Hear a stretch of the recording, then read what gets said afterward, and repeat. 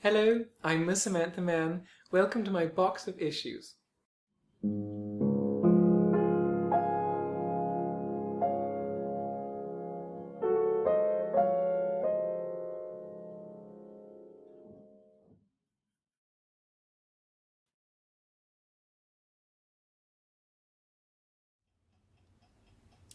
Hello, good afternoon, and welcome to what is really the first episode of the new series here at Miss Samantha Mann's Box of Issues. We're calling this series, You Do It is the title we've come up with. You Do It, Miss Samantha Mann's Guide to Freelance Agony Aunting.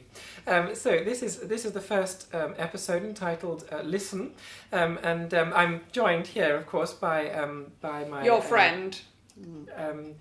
No, I would, yes, I'm not sure. I was trying to work out. Anyway, so I'm not quite sure what function you're, but anyway, you really represent the viewer, I think, at this. But anyway, so you're here. Barbara Brownskirt is here with me this week to learn on your behalf.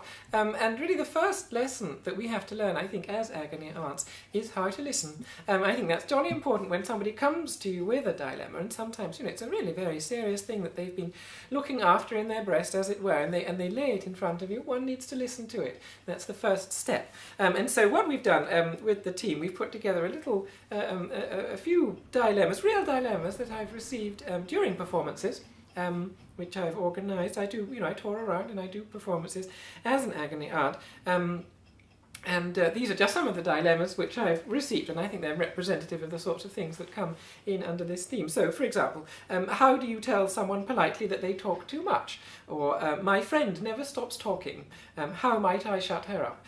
Or, it's my wife. One person wrote, she talks so much I've lost my ability to hold a conversation with anybody, so now I stay quiet. Please help. Or, dear agony aunt, my boyfriend has a habit of deciding to describe in detail the game he is currently playing on Xbox, backstory and all.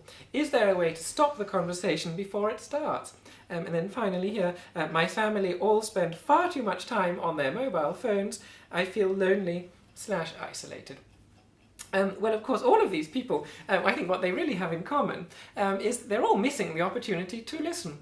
And I mean, particularly that last example, all these people on their mobile phones, a wonderful opportunity for some really uninterrupted listening there. And you might learn all sorts of things. So I think instead of trying to stop other people talking all the time, I think all of us could probably benefit from just accepting that this is a moment when we need to stay silent and listen to what other people have to say. So I think that's probably what I would say is...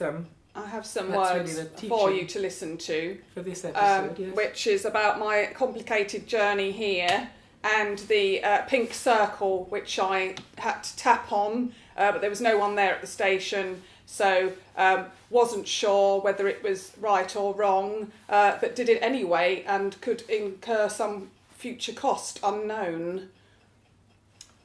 Right, yes, and as I said to you when you told me the same story earlier today, I've not come across one of those pink circles, so I'm afraid I really can't help you.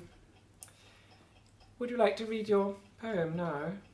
Okay, I have a poem which is when I listened to some words that was said, and it's from volume 20, Shelf Life.